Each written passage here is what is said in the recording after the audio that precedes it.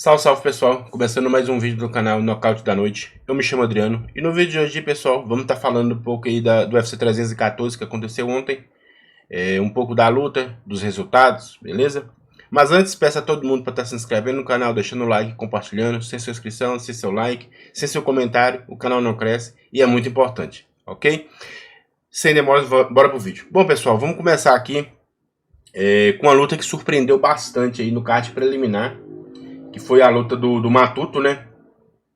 Quem assistiu a luta aí foi, sem sombra de dúvidas aí, talvez aí uma das melhores lutas da noite, contra o Tressan Gore. Eu não sei falar muito o nome dele, mas o Marco Túlio aí fez uma luta aí diferente. O cara é diferente, o peso médio aí da mesma academia aí do Charles Oliveira, né? Da Shootbox. O cara é diferente. Foi basicamente do começo do primeiro round até o fim da luta. Literalmente foi, vamos dizer o termo, se foi uma surra, né? Ele, tirando o contragolpe do adversário dele que estava preparado ali, e se pegasse também, né? Talvez balançaria, mas a sensação é que o cara não teve muita chance de acertar ele. Obviamente teve um golpe lá, mas faz parte, né? Mas o cara é muito técnico, ele mostrou muita coisa, mostrou aquele chute rodado, os contragolpes, os ataques dele, né? A sequência de cruzado, jab, já soltava o chute, controlou a distância demais com o chute. Parecia que no começo da luta que aquele chute ia ser um problema, que o chute rodado ia ser um problema para ele no decorrer da luta, mas a partir do segundo round foi solução. Então, querendo ou não, ele estava com o jogo bem mapeado, né? Então, o Marco Túlio, o Matuto aí, sem sombra de dúvida, cara, foi a melhor luta da noite para mim. Foi um lutão. Marco Túlio, uma grande surpresa do peso médio aí, vai fazer um estrago aí na divisão. Provavelmente, né? Vamos ver quando subir de nível. A luta aí, Nikita Krylov e Dominic Reyes aí, eu até dei minha opinião, falei que o Dominic Reyes vencia. E foi fácil, né? E o golpe foi um pouco meio, vamos dizer assim, inocente, né? O Nikita Krylov, o jeito que ele foi pra cima de Dominic Reyes, se expondo. Foi a mesma coisa de Conor McGregor e José Aldo. Se expôs demais e ficou com o rosto limpo pro Dominic Reyes acertar. Então o Dominic Reyes aqui é fácil, né? Vou pular a luta de Bryce Smith e Jean Silva, que pra mim, igual eu falei no meu vídeo anterior aí, era a luta que eu mais queria assistir da noite. Patrício Pitbull e Ian Rodrigues, e aí Rodrigues, uma luta dura aí, e acho que foi até o que eu falei no meu vídeo aí, analisando as lutas. Eu achava que era a vitória de Patrício Pitbull, porém, o tamanho aqui ia fazer uma grande diferença. E realmente, se você analisar a luta, fez uma diferença danada. Por mais que Patrício Pitbull foi muito, vamos dizer assim, resistente. Foi uma luta dura, foi uma luta boa. Porém, a diferença de tamanho eu acho que fez diferença aí. E Patrício Pitbull também, a idade chegou, né?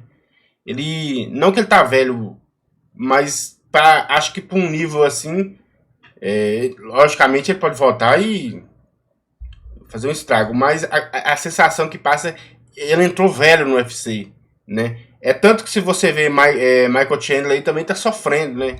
E o cartel dele no UFC não é tão bom, vindo de outras divisões também. Mas, especificamente, Patrício Pitbull, ele entrou velho no UFC.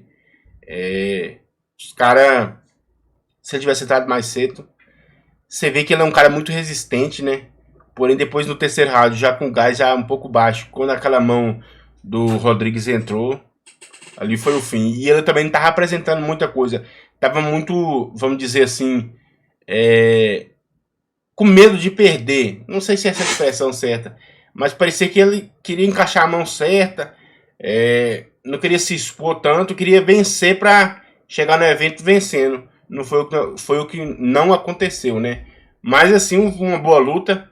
Porém, eu acredito que o tamanho fez a diferença nessa luta aqui. Michael Chandler e o Pimblet, eu dava a vitória para Michael Chandler, mas calou a minha boca, né? Literalmente, o nível...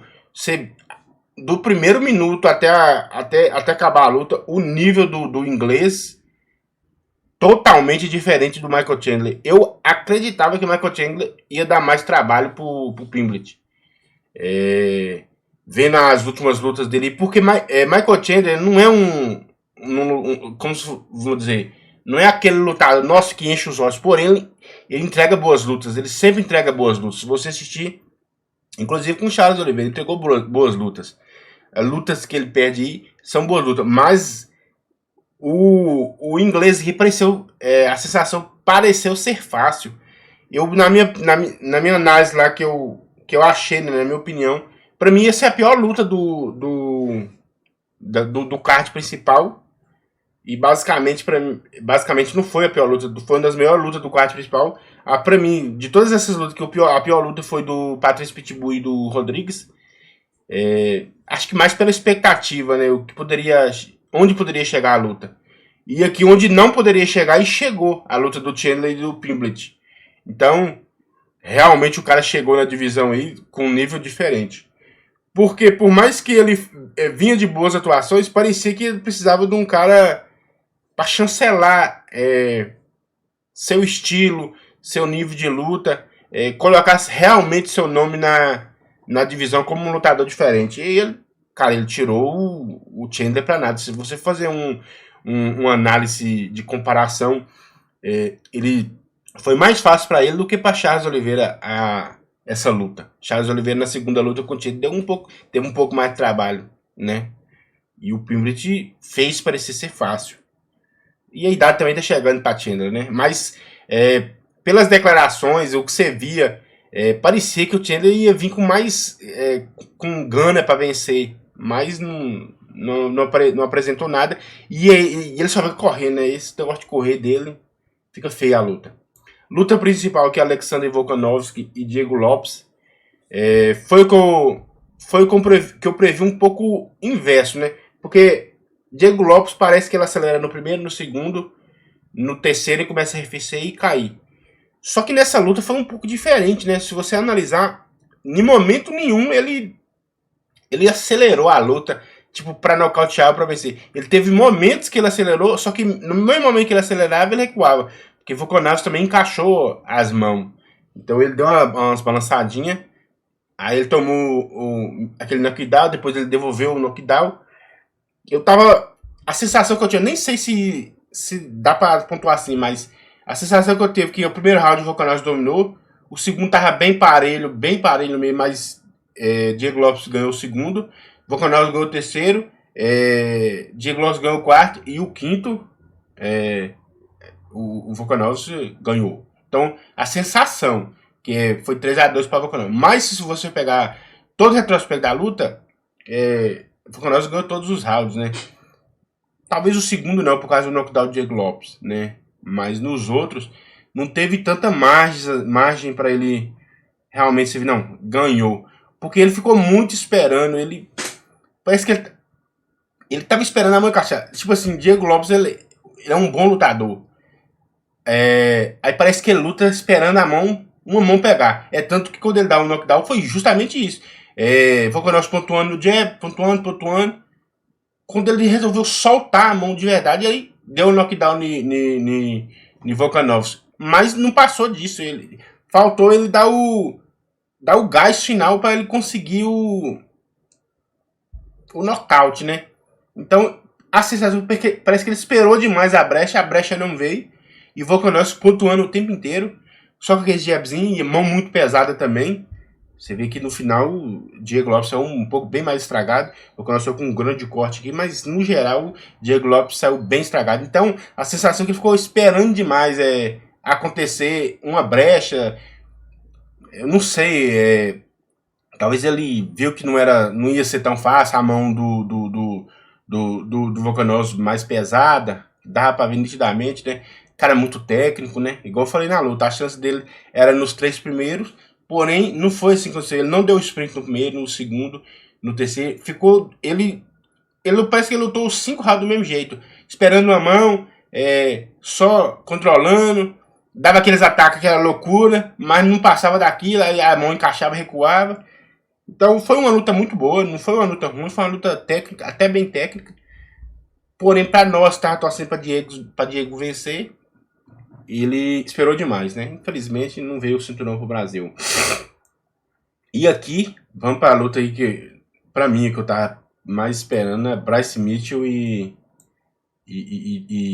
Jean Silva, né?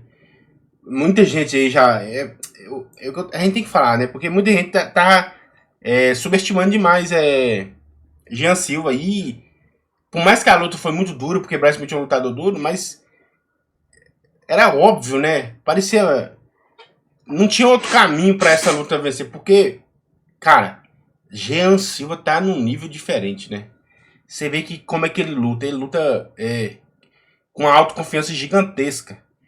Ele segura a perna do cara batendo, ele desestabiliza o cara o tempo todo conversando com o cara, fazendo graça na frente do cara. Isso vai desestabilizando o cara de um jeito. E a mão dele é pesada, ele é confiante na mão. Ele não é que a mão encaixa. Ele derrubou o Bryce Smith, mandou o Bryce Smith levantar. Então o que isso mostra? Se você pegar a luta dele, parar pra pegar a luta dele e esquecer toda a polêmica dessa polêmica de conversar, e na luta, se você apagar a parte que ele provoca o tempo inteiro e olhar só o estilo de luta, cara, ele é de outro mundo, velho. De outro mundo no sentido de... Ele é diferente. Ele é muito técnico, né? Ele é muito confiante na mão. Ele é muito confiante no jogo. Você vê que quando qualquer brechinha que o Bryce Smith dava, ele já engatava para finalizar. Ele conseguia achar a posição. E sem contar que a mão, né? Toda hora ele conseguia se sobressair no jogo em pé contra o Bryce Smith. Se você for reparar a luta, em momento nenhum o Bryce Smith teve chance sequer de passar uma dificuldade para ele, porque quando ele tentou jogar no chão, ele conseguiu pegar o pescoço. Quando ele ia na trocação, ele não conseguia ter vantagem. A única vantagem que ele teve na aproximação foi naqueles low kick que tava pegando. Aí Jean Silva dava uma saída do seu centro de gravidade. Porém, mas foi só isso, não teve mais nada. E tirou o cara pra nada, né? Do jeito que foi. E aquela finalização. O cara, qualquer brechinha que ele dava, foi uma linda finalização. Realmente ele mostrou aí que ele tá em outro nível. Ele é um lutador diferente. Por mais que você não goste do estilo de provocação, eu não gosto muito da provocação, já falei em vários vídeos. Mas como é brasileiro, a gente passa pano, né? E tem que ser, pra mim tem que ser assim. Mas tirando esse lado, se você vê o estilo de luta do cara, o cara tem um estilo de luta diferente. Realmente o cara é diferente. Você pode não gostar, mas você tem que concordar. Esses caras da Fight Nerd aí, esses caras são diferentes, todos eles. Eles têm uma vontade de vencer que são admirável, né? E o Jean Silva aí mostrando mais uma vez que ele não tá pra brincadeira. E você não deve subestimar ele. Muita gente tava aí na dúvida que Bryce Smith era um cara duro pra ele. Cara, ele fez parecer ser fácil. Literalmente foi fácil pra ele, beleza? Então, a luta da noite pra mim aí foi a dele por todo o combo, né? A polêmica envolvida aí. Mereceu demais aí. Calou um pouco o cara que tá meio perturbado, né? Mas Jean Silva, o grande lutador da noite pra mim aí, a luta mais esperada, entregou tudo, fez tudo que falou. Diferente de outro lutador que fala e não faz, esse cara fez. Então é isso, cara. A gente tem que reconhecer quando o cara é bom. O cara é bom, beleza? Concorda comigo? Discorda? Deixe nos comentários. Críticas, elogios, sugestões são sempre bem-vindas. E antes, se inscreva no canal, deixa o like, compartilhe. E espero vocês no próximo vídeo. Fiquem todo mundo com Deus. E eu fui!